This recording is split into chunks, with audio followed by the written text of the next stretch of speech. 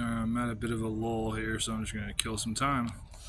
But there's this escape room where I live, and I was thinking, I have a fascination with tripwires, like the non-lethal kind, and using them on my wife, but they don't work on her anymore, like the popper kind, where it just makes like a loud, not a loud sound, just a medium sound. Well, it made her like more clever and street smart, and it made her stronger. So I can't even get her anymore. So I've always had to one up myself trying to get her, but it still doesn't work. But then I started realizing I can use magnets too.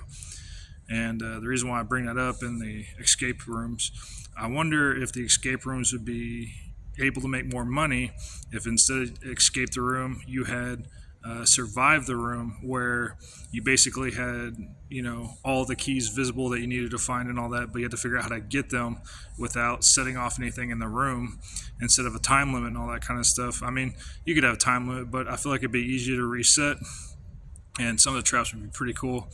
I've been working on basically, those sheets where you get the animal hair off your clothes and all that. Well, you could easily get a lightweight magnet on the bottom of that, and just cut off the ends where there's no like difference between the white of that and the white of the floor.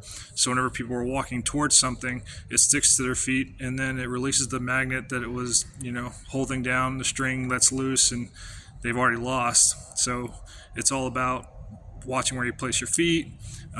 If you grab the wrong key, the magnet that's attached to it, that's holding it to the wall, it allows the weight to fall. That I've done in previous videos, like with the picture trap and all that kind of stuff.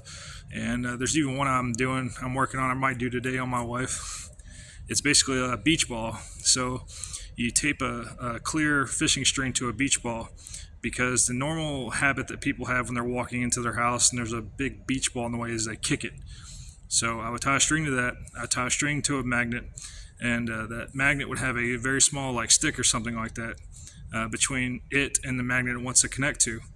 Once that beach ball is kicked, it pulls that stick that's separating the magnets, off balancing the weight, and it'll overturn like a paper plate with a bunch of like cut up pieces of paper, and it just falls on her.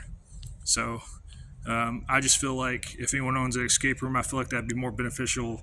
And because people nowadays like the common person like myself, it's hard for us to figure out riddles, because everyone is creating it from their own perspective and personal preference. So you don't know the person that's making it, so it makes it 10 times more difficult to understand. Because the person who makes it makes perfect sense. But I'm just babbling on. But if anyone can use this, by all means,